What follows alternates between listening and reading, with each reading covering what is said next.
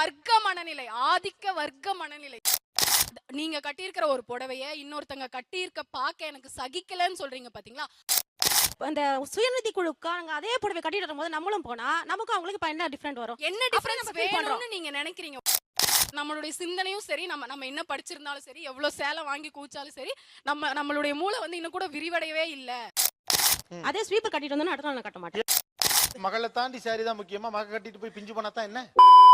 புடவைனால போட்டி நிறைய வரும். போட்டி within the நிறைய family. வரும். அவங்க எடுக்கிற புடவையை விட நான் பெட்டரா எடுக்கணும். அது இல்லைன்னா அந்த ஃபங்க்ஷன் நல்லா இருக்காது சார். அப்படிங்களா? ரொம்ப சந்தோஷம். இப்ப நானும் என் நாத்தனாரும் புடவை கட்டுறோம் அப்படின்னா என்னோடது ஒரு பேட்டர்னா இருந்தா தான் அது நல்லா இருக்கும். அவங்கள மாதிரியே நானும் கட்டினேன்னா அப்புறம் what is there in it? தெளிவான ஆளியா நீ. சார் போட்டியில ஜெயிக்கிறதுல தான் சார் சுவாரஸ்யம். இப்ப 8000க்கு இவங்க ஒரு புடவை எடுத்திருக்காங்க.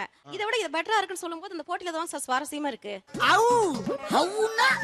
அது எப்படா முடியும்? நாத்தனார் கட்டியிருக்க சாரியை விட நான் கட்டியிருக்க சாரி நல்லா இருக்குன்னு சொல்லும்போது எனக்கு ரொம்ப சந்தோஷமா இருக்கும் சார். அதுக்காக தான் அந்த போட்டியே. தெரியாம தான் கேக்குறேன்.